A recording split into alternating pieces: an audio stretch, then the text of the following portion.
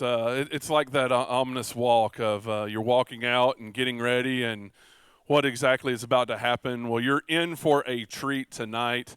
Ladies and gentlemen, welcome to Savoy Automobile Museum. My name is Tom Schnall. I am Director of Curatorial Services here at Savoy. And before we really dive into what we're here about tonight, because you're going to be in for a treat, I want to kind of go through a little bit of housekeeping real quick. But before I do that, I want to say something from the bottom of my heart in this essence. And it's all in thanks to you. You are our supporters, you are our members, you're donors, you're advocates. You praise the Savoy name, and you showed up and showed out once again. If you have not seen or not heard, yesterday it was announced that Savoy Automobile Museum was voted the #1 attraction in America for car lovers for a third year in a row by the USA Today. And that is strictly because of you. You are the ones that are diligent, you're dedicated, and you're committed to making that happen. And on behalf of our organization, we are grateful for that. We are humbled, we are proud, and it makes us, it's encouraging. It's one of those things that keeps us invigorated to doing more. And that's what you're going to kind of get tonight, because this is a part of our programming here at the museum, our Tireside Chats, and tying it in with our exhibits that we have. That you're going to get to dive into. So before we do that, go through a little bit of information to kind of keep you updated on what we've got going on here at the museum. So if you've had the opportunity to kind of go through the galleries, obviously we have our Would You Believe It wood-bodied automobiles in the Ken Gross Gallery. Thank you. That was like on cue. I appreciate that. We're spending too much time together. I mean, it was just like, yeah, Abbott and Costello. So it's... in Gallery C, we have And the Winner Is with our nationally award-winning cars from our collection, the always great Savoy collection in Gallery D. In the Great Hall, we have Corvette, the early years. Take advantage of that exhibit while it's here. It's here for about 3 more weeks. Through the end of the month, we will take it off display the 31st of this month, so that final Sunday. Make sure you have the opportunity to enjoy those early Corvettes before they leave. And then, of course, our brand new exhibit that is in front of the theater here in Gallery B, the mighty 300 in Chrysler letter cars. 5 cars comprise that exhibition, 4 of them being out there right now, 1 being right here behind me, 1 being a specific number for the one behind me as well. We'll dive into that here in a little bit. What's coming? Always something happening here at the museum. We're gearing up for our next exhibition, which is going to be based on 7 generations of NASCAR. That will open in June. That's what's replacing the Corvette exhibition. We've got a Jeep exhibit in July, National Treasures from the Historic Registry in August, and the list is going to go on and on and on throughout the rest of the year. Already working all the way through 2027 and even into 2028 already on exhibitions and themes. So lots taking place with that. If you've not had the opportunity to come by and check out one of our movies, your next option is going to be a week from today. So next Friday, the 15th, we've got Smokey and the Bandit 2. We'll be right here in this theater, and if you think the presentations are great, you should only see what the movies are like in this place. A really cool experience to see the videos and the images from pop culture classics on the big screen here in the theater. So that's enough for me for today. Let's get into our program tonight. Our Tireside Chats on the mighty 300 Chrysler letter cars. Our always friend Ken Gross with us tonight as our moderator, and we have got a great pleasure of having Charlie Vrana with us. Charlie is one of those things, when we told Ken we wanted to do this exhibit, and we said, if we're looking for cars, where do we go? And he said, I'm going to call Charlie. And Charlie's the one that connected all the dots to make an exhibit like this happen. And Charlie, we're happy to have you here and looking forward to learning a little bit more from both of you tonight. Ladies and gentlemen, Charlie and Ken. Well, thank you, Tom, and good evening, everyone. I want to personally thank and welcome Charlie, who had never been to Atlanta before and hadn't visited Georgia and certainly hadn't been to the Savoy. But it's my pleasure, and I know you'll enjoy the man I call the King of Queens. And what Charlie doesn't know about muscle cars really isn't worth knowing. So we'll start with the C-300. Many of you know that while the letter car series kind of starts with the Bs because of 300B, C, D, and so forth. But confusingly, perhaps, the first car is a C-300. And Charlie, why did Chrysler even do this in 1955? What was their reason? What happened was, in the early 50s, up to 55, most cars, you take like your Cadillac or your Buick, they were luxurious, but they had between 190 to 200 horsepower. Chrysler wanted to build a car that was luxurious and fast, too. And in the early 50s, Chryslers were very, very conservative. A gentleman by K.T. Keller, who ran the company, he wanted everybody to be able to wear a big hat in the car. So the cars had very high roofs, very conservative styling, and they were quality cars, but they didn't have any quality, like flashy look about them. So they wound up doing these 300s, and this has a Hemi motor with 300 horsepower, which was unheard of at the time, 2 4-barrel carburetors, a high-performance camshaft, high-performance dual exhaust, special transmission, solid lifters. This was probably the fastest car in 1955 out of all the cars out. In 1955, this car won 27 NASCAR stock car races, which nobody did before. So and they Charlie, were winning all around. The great thing about Charlie is I sent him a list of questions, and he started sending back the answers. I said, no, save it for the group. So here we are. So they built this car from the parts bin a little bit. They really did. Right? They used Imperial grill from the Chrysler Imperial, which was the top of the line. They used a Windsor-type body, which was a regular full-size Chrysler. They put a full leather interior in the car, which was amazing. And it was basically luxury and performance, which nobody had did that before. This was the first, basically, muscle car, in all honesty, of the 50s. So in the spring of 1955, when this car first came out, my friend Aaron Fishman and I rode our bicycles. I didn't have a driver's license to Steve's Chrysler Plymouth in Lynn, Mass. Represented a several-mile trip for us. And they had the brand new 300. And as two 14-year-old kids, don't do the math, we marched up to the salesman and said we were here to see the Chrysler 300. And the guy gave us the look, and I guess he didn't have anything else to do in that moment, so he literally drove the car out to the parking lot, revved it a couple of times, popped the hood so we could see that astounding in that era engine, and let us sit behind the wheel, which I never forgot that. Oh, I can imagine. And It's a great it was feeling. years before I ever drove one of these, but in my mind, it was really one of my favorites. So this is 1955. You think about a Pontiac GTO, not until 1964. Exactly. So what? The other manufacturers asleep at the wheel, or what? Chrysler kind of. Well, no, Chrysler really wanted to boost their image, and this was a big boost for their image, too.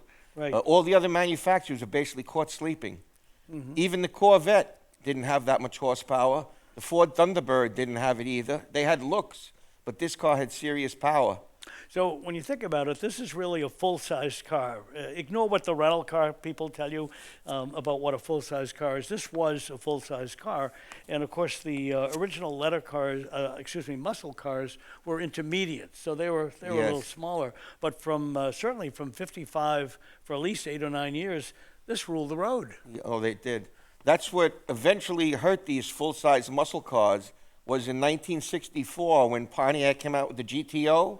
It was a medium-sized car with less weight, smaller, very powerful engine, and that was about a little over $3,000, where these cars were in the $5,000 range. So most people would automatically go to the GTO, and that's what started the mid-sized muscle car phenomenon. So this car absolutely cleaned up in NASCAR racing. Yeah. One of the team owners was a man named Carl Kiehafer. If you're a boat enthusiast, he had an outboard motor company that was very, very successful. He was a millionaire, one of the first guys to go really professionally to NASCAR with custom trailers and drivers like Lee Petty and Fonty Flock. And what happened with these cars in NASCAR? He bought a fleet of these cars, and the first year, his fleet won 17 championships, 17. And he had the Mercury outboard advertised on the side of the car, and it was good advertisement for his Mercury outboards, too, which turned out to be very successful engines also. Well, in '56, I think they did even better, right? The Oh, second yeah. year. 56, they had the 354 Hemi, where this has a 331, and the horsepower was increased too, and the performance was increased also. Yeah. Then in 57 was the peak, where they had the complete new styling, and they had a 392 Hemi with 375 horsepower, which was really unheard of, and that was probably the most valuable and the most special of the 300s, the 57 one. So we have a C and a D out there, and the D has... There's a 57 outside in a color called Gorgon Red, which is a special color in 57 too. Right. So the D, which is the white, kind of dusty-looking car, has a factory 3-speed. I don't think they did many of those. Very rare actually. Yeah. And that had 380 horsepower, the D, a little bit more power than the other one. I mean, today, when you look at McLarens and all these 600 horsepower animals, it doesn't sound like much, but it was a spaceship in 55, 55, 56. And you think about Chrysler, as Charlie said, I mean, they really were pretty stodgy. K.T. Keller, who was the head of the whole company, had done a great job during the Second World War, but he was an incredibly conservative man. You see a picture of him, he's kind of a round guy with a vest and always with a hat. And as Charlie said, he insisted that a gentleman would wear a hat driving a car, and Chrysler had to accommodate that. He also said that farmers used their cars, so a 5-gallon milk car had to be big enough to put the 5-gallon milk can in the trunk. So Buzz Grissinger, I may have told this story to you all, but I'll tell it again because people always find it funny. Buzz Grissinger was the #2 guy in the styling and design department. He told me into the 70s, back when I interviewed him, we were terrified when Mr. Keller came in the studio because he was so conservative. But one time he came in and we had this low, sleek car that we wanted to show just to see if it would strike a chord. He looked at it and he said, at Chrysler Corporation, we build cars to drive, not to piss over.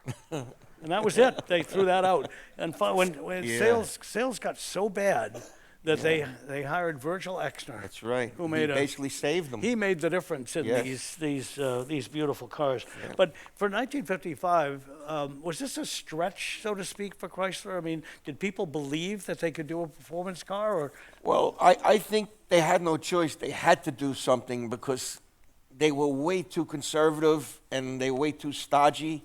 They had to make the people come to the showrooms, and this was a great attraction for them. So, another Charlie question here. The C3, he mentioned that the horsepower kept going up, and then suddenly it sort of tapered off. So they made these cars better with the B and the C and the D, and then what happened? Yeah. What happened was, people don't realize either, the Hemi was a very expensive motor to produce. So in 1958, that was the last Hemi 300.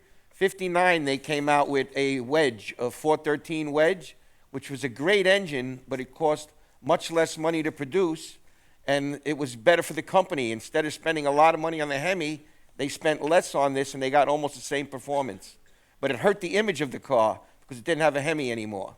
Well, and the Hemi did so well in NASCAR competition that people accused Kiefer of cheating. Yes. Your car can't be that fast. You must be doing something. Yeah. He wasn't. But why didn't the other car companies jump on doing a Hemi? Only Ford, I think, with a 429 limited production. Why didn't they? One thing, too, is the cost of the engine. It was a very expensive motor to produce, and it was an expensive motor to tune, too. Yeah. You had to know what you're doing to tune. 2 4-barrels, solid lifters. They were cammed up good. They really were made to race. These were made to move. But interestingly, Chrysler used the Hemi in Dodge and DeSoto and Chrysler. Yeah, that's right. They're all different engines. Different size Hemis, smaller ones in the other But no units. interchangeable parts. No, so, that's right. And that cost them a fortune. It certainly did. Carl Kiefer is an interesting character as well. You'll see some of these slides that say Mercury outboards because he He was way ahead of his time, as Charlie said, as somebody who saw the advertising value in NASCAR. I mean, certainly the car companies saw it, and if your car was fast, it might translate into showroom sales. it did. But he was doing it a different way. He was advertising his outboard motor business, and And it that was a worked great pretty well. thing. A good boost for his outboard motors, too. By the way, that was Vicky Woods. Women drove these cars fast too. Don't think it was just the guys. So you've been around Chrysler letter cars forever. Any personal anecdotes and stories about them that? I love them all, but I think the 57 was the true peak of the Chrysler 300. And I even like the last one, the 65. Even though it was a little more conservative, it was still a beautiful, long, well-styled car. And they were all well-built. With the torsion bar suspension, which came out in 57, they handled tremendously, and they rode nice, too. A lot of the General Motors and Ford cars would wobble and move around a lot, where the Chryslers were more firmer, and they would go around turns better, too. Well, Chrysler billed itself as an engineering company, and torsion bars, I think only Packard had. Yeah, they them did. At one Packard had point. front So and rear ones. It was a pretty radical choice for a car company to do it. You've driven all these. You like the Oh, they the drive 57 beautiful. the best, yeah. Yeah. But you don't- but you they're don't- all nice. They're Yeah. really nice. They're So all nice. Charlie reminded me when we came in tonight, you know, we have 5 letter cars outside the theater, and there's one that I would call Primrose. It's kind of a pale yellow. One and, of 3 made in that pale yellow color. You know, which is really incredible. Very unusual. That we have it. And the D out there is one of only 2 with a stick That's shift. right. So, Yeah, with a stick shift. yeah, this looks like the Mexican road race here with all the junk on the floor, but Yeah. this is what NASCAR was like back in the early days in '55. You can see Yeah, there's they a were basically true like stock type cars. That's what they ran back then. They were allowed to beef up the shocks a little bit, Yep, maybe tie just the minor springs modifications. down. Yeah. Yep. But essentially, they were stock cars, and that's why they called it stock Yeah. car racing. So the sad part of buying a 1955, 6, 7 car is what the years have done to these cars. So we're lucky enough to hit the lottery and look to buy one of these cars, what do you look for? Well, you look for quality, originality, numbers matching, and you have somebody look at the car that's qualified to inspect it for you, too. How about rust? Well, if the cars were maintained okay, Yep. they would hold up. But in all honesty, in that era, I think General Motors, Fisher Body, they built tremendous bodies. And Ford and Chrysler were probably a little bit off them body-wise quality. Well, Yeah. Charlie and I walked around this example, which, at 25 feet away, and we're grateful to have it. It looks fabulous. But the hood gap goes from a 32nd of an inch up near Yeah. the cowl to more than a quarter of an inch, probably 3/8 of an inch. That's around- how they were built back then. They around the weren't front. as fussy with the body lines and the fit and finish.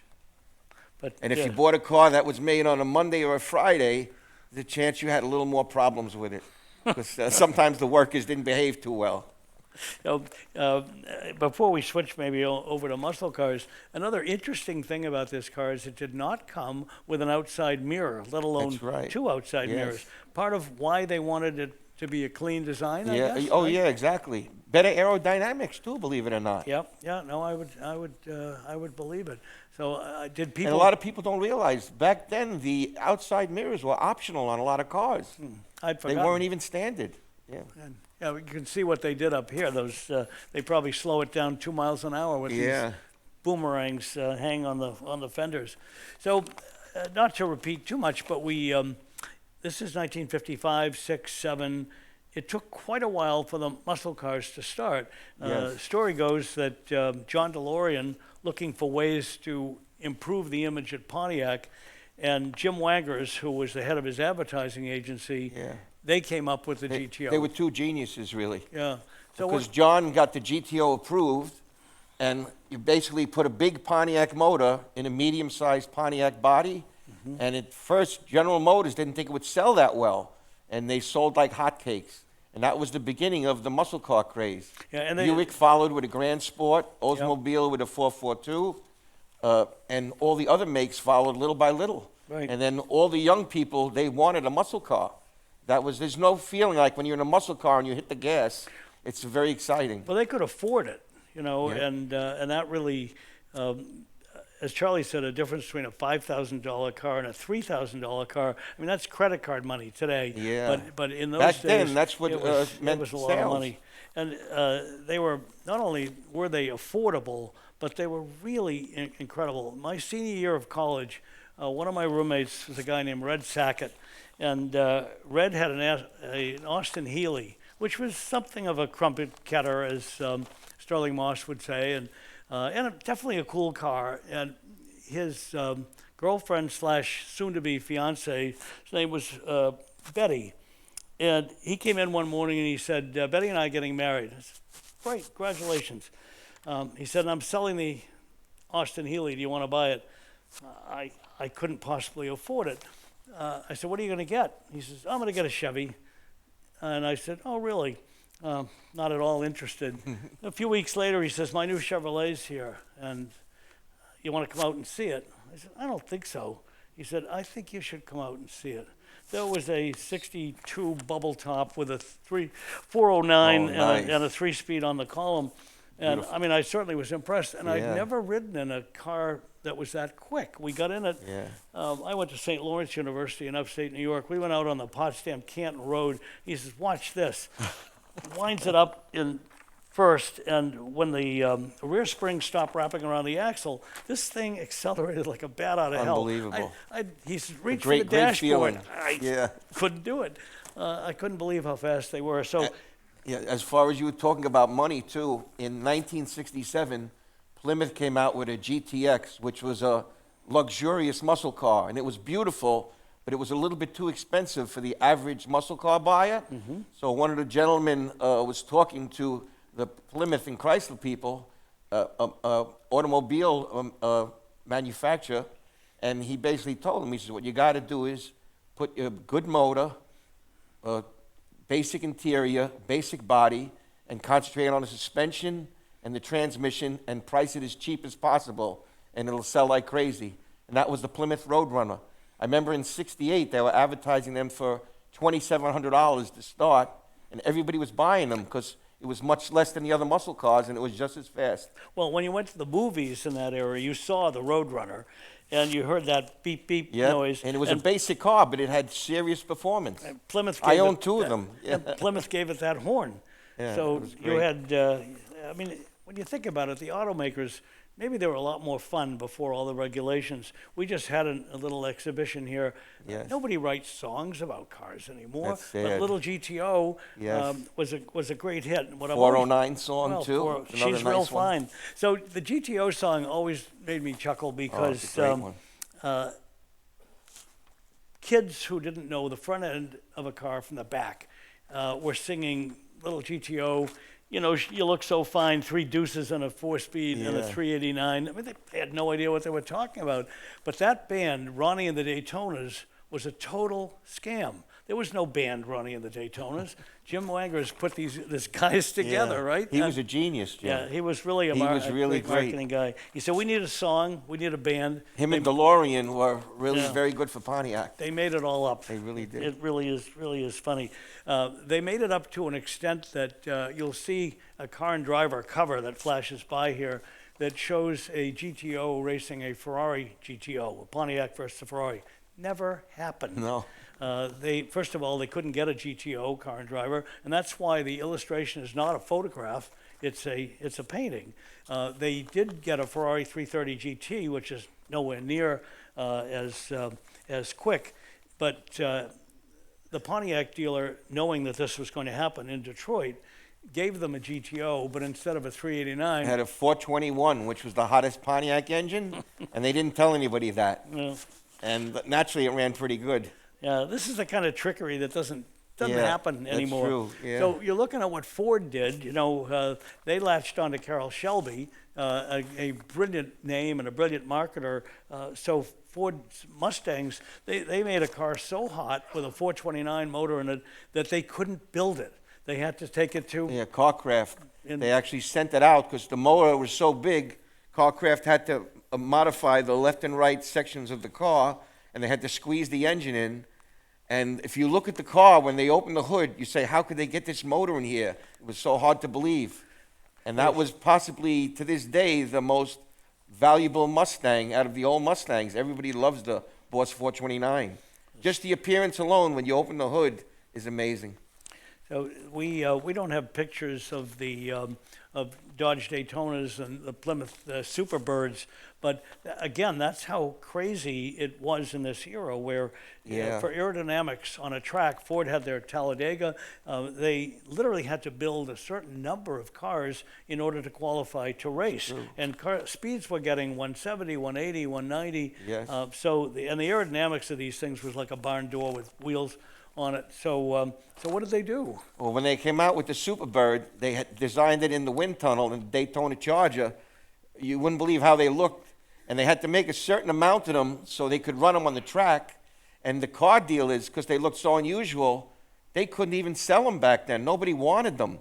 And some of them were on their lot for a year and a half. Some of them turned the regular Superbirds into road runners so they could sell the cars. And now they're worth a fortune because they have a great reputation, and they were very fast cars. Check the swivel seats out. Little things that we probably couldn't do today with some of the safety regs, but that was a popular Chrysler thing, and we think that's an export car. They did build a few with right-hand steering. And they did a beautiful leather interior in those cars, too. Chrysler really made them nice. Check this out. I mean, this cross-ram induction with 4-barrel carburetors that are like 3.5 feet apart.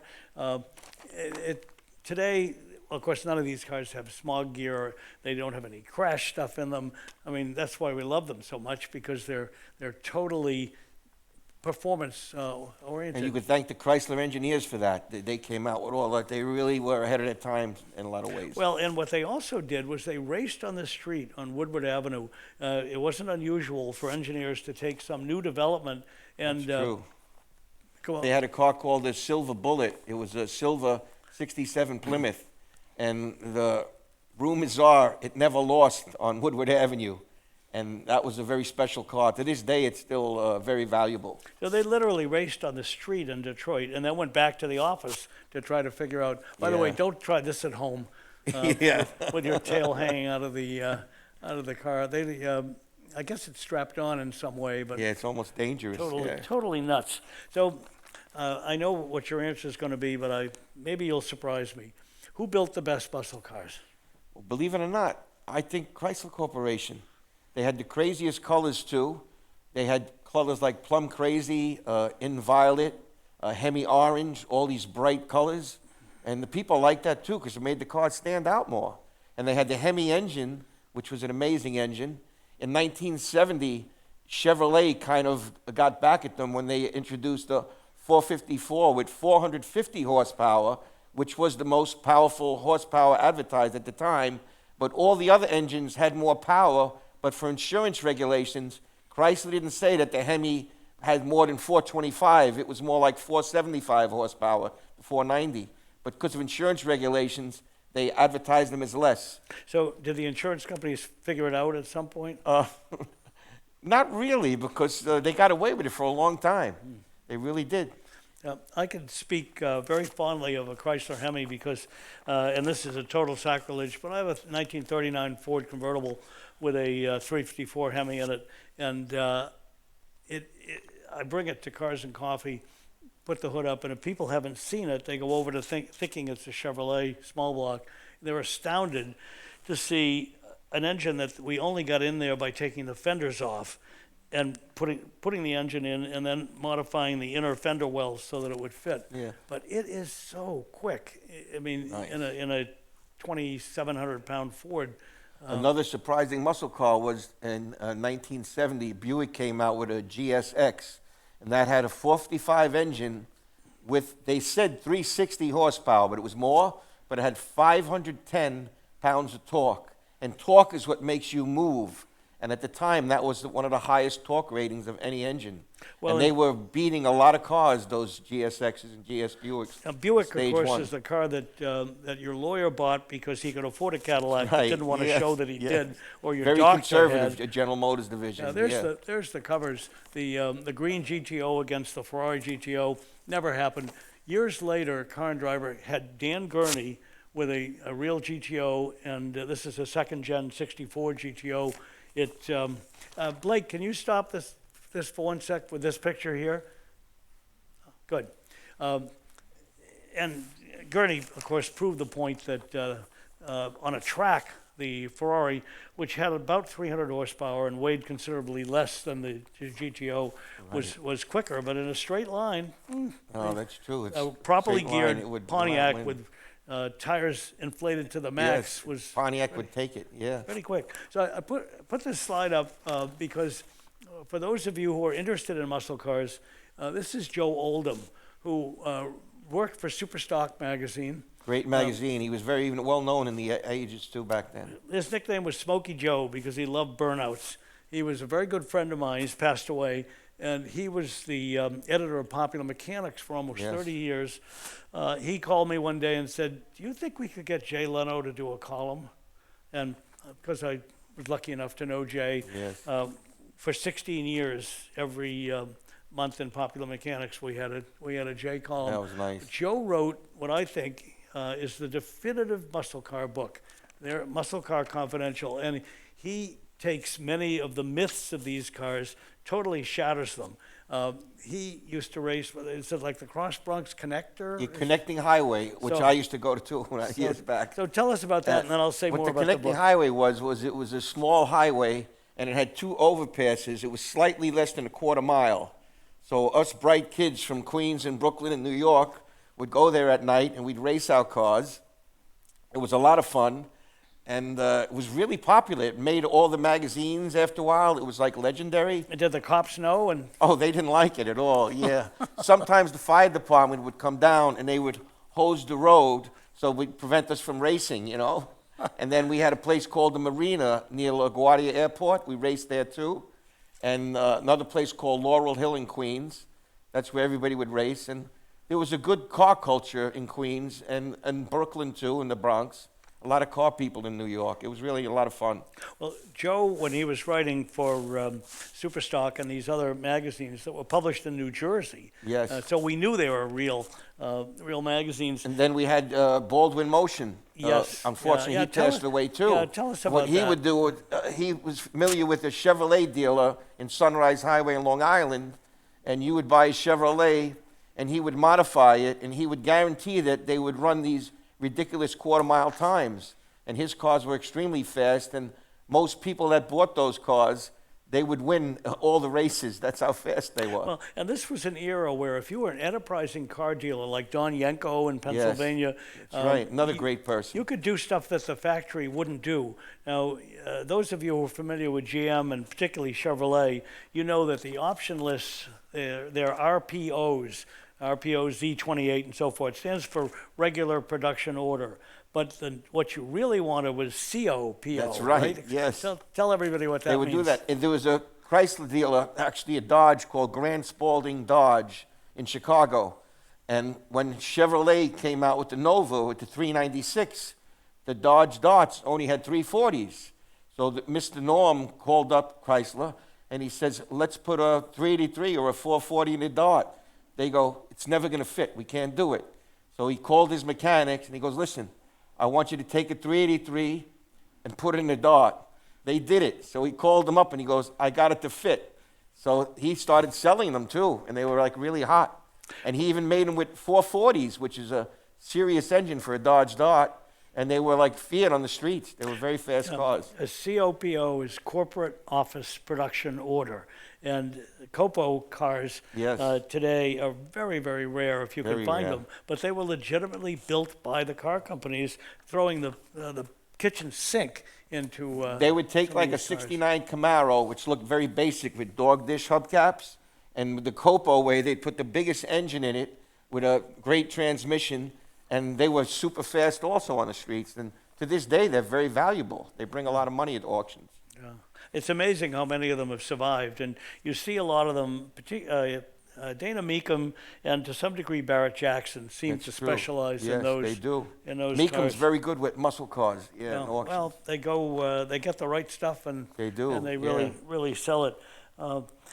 I think the reason I had the Joe Oldham book up there is that if any of this intrigues you and you've never read it, I thought, well, I'm going to tell everybody about this book because it is so honest and so true to what these cars were and, more importantly, what they weren't. So I went on Amazon. I thought, well, I wonder what one of these costs. It was $45 new. The cheapest one I found is $113. Now, you probably could search a little bit more, but where books go, it'll be the best $100 you'll spend if you're a car enthusiast. Yeah, in that time, too, there was so much excitement driving a muscle car. You know, it was a really great feeling, too, to own and drive one. Yeah. So Joe had two sons, Steve and Scott, and they both are in the car business. Scott became an editor for a number of magazines, and Steve works for Nissan. And in the foreword to this book, Scott talks about growing up with his father and how he thought everybody got in the car, burned a 50-foot strip of rubber to drive away from his house. So when my son Jake was born, my first two children were musicians, and they were not the slightest bit interested in cars. They didn't get their driver's licenses till they were 23 and 25, respectively. So you can imagine how I felt. So I got a whole new shot with my third, last, and best marriage, and we had a little boy. And so I went to Joe Oldham. I says, Joey, how do I make this kid a car enthusiast? And he thought for a minute. He says, in an accent like Charlie's that I can't imitate, but I'm going to try, immerse him, take him everywhere. And so we did. And did that work? No. Yeah. He's a rugby coach. He's a wonderful kid. But when I was very young, in 1968, I lived in Astoria, Queens. Across the street from me, a house on the corner had two beautiful young ladies. One of their boyfriends just bought a brand new SS 396 Camaro in that beautiful Corvette bronze color, which was a great color. So they knew I was a car nut, even though I was very small and young. So I asked him, I said, could you give me a ride? He goes, yeah. He took me for a ride around the block. When that 396 opened up, you never forgot it. And that got me more interested in muscle cars.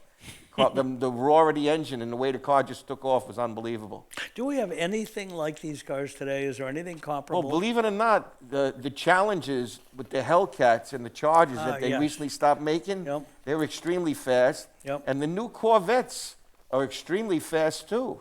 And even though they're expensive, compared to what they compete against, the Corvette is a very good buy. The newest one is about $200,000. Jay Leno has one. He said it's equivalent to cars costing $1 million plus, performance-wise. And Jay Leno's pretty sharp. It's still a little bit out of my range. Me too. It's out of my league also, yeah.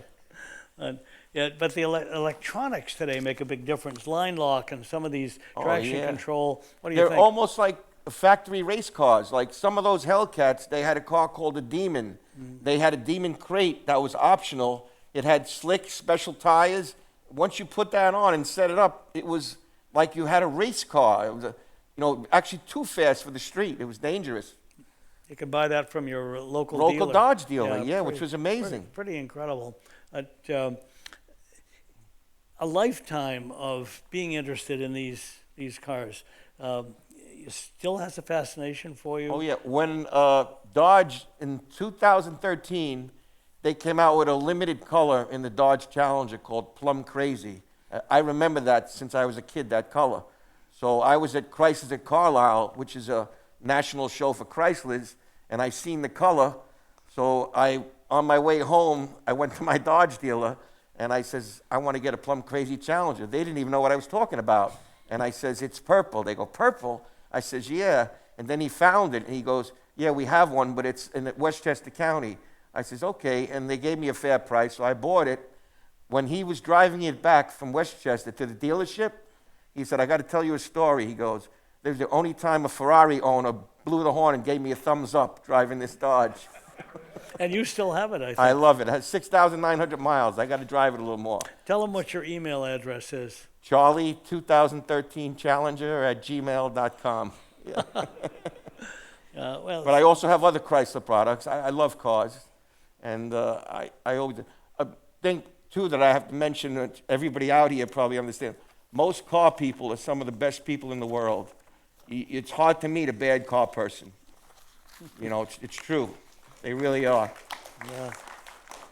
So Charlie has helped the Greenwich Concours, the Lime Rock Concours. Yeah, and there's a Radnor Hunt Concours in Pennsylvania. and I'm Amelia judging Island. 30 years at Greenwich. Yeah, if you and want I to helped find them a with car, cars and stuff. a car of this nature, I helped them get some of the cars for this meet too. Charlie has, he's got a Rolodex that just Yeah. screams muscle. Well, you know what it is? If you're a good person and you like cars, you seem to get along well with other people too in the car hobby, and that's But true. you've met all these folk over the years. Yeah. They trust you to loan cars. My friends used to kid me years ago. They go, no matter where we go, so many people say hello to you, and you know everybody. And I said, well, I go to a lot of automobile events, and I do. Yeah. You know, which is a nice feeling, you know.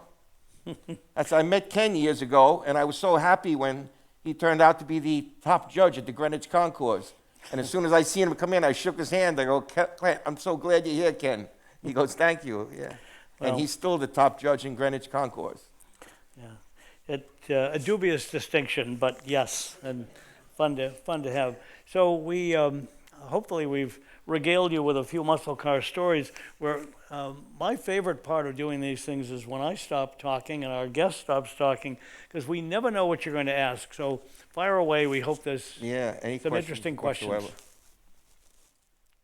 Before we get started, we are recording, so we will definitely take the opportunity to make sure we get your question on a microphone. Mary's got one over there. I've got one here.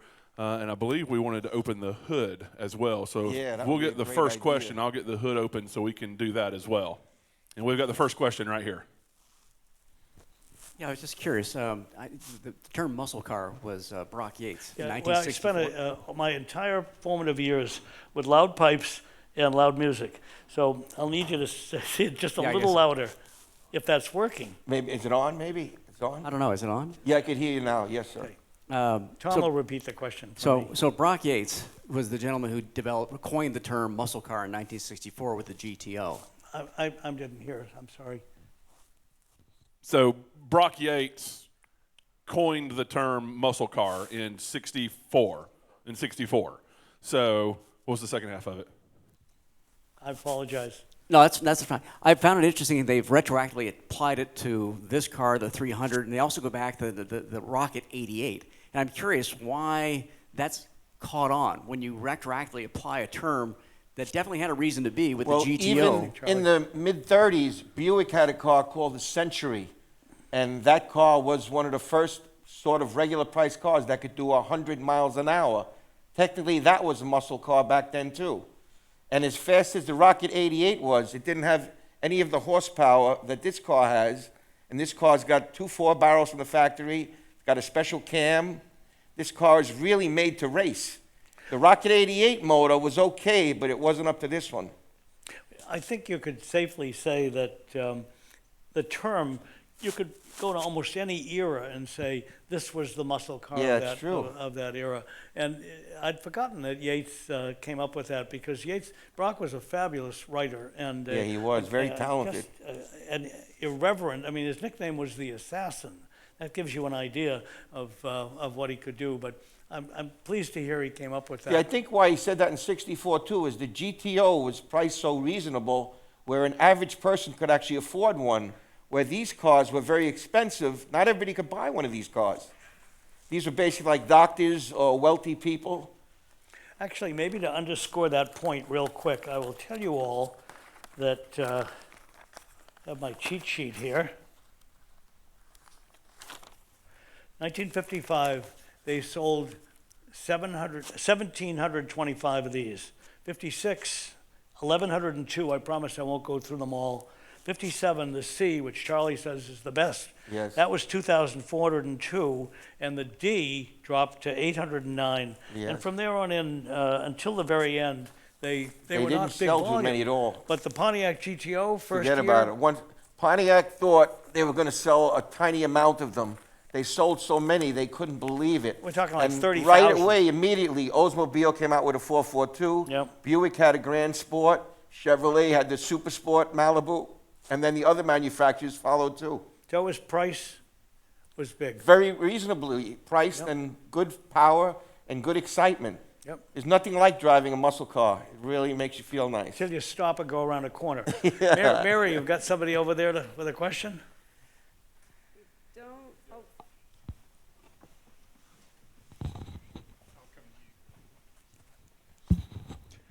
So you answered the first part of my question.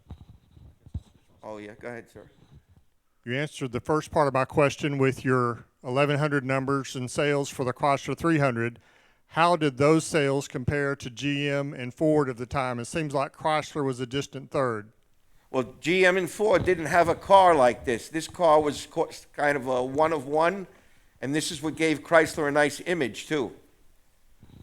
Yeah, it took a few years before, really quite a few years before they did anything like it. Oh, It probably yeah. would have been, thinking about it in the very beginning, for General Motors to take the Cadillac, that top-level car, Chrysler being the top-level car at Chrysler Corporation, for them to soup up a Cadillac they'd never have done. No, it's true. Have done such a thing. Oldsmobile had what they called a J2 setup in the later 50s, which was a 3.2 barrel carburetor setup, and it ran good too, but it never ran as quick as these. So my other car is a 1940 Ford Coupe Oh, that's with a nice. with a J2 3 carburetor Oldsmobile Great engine, engine.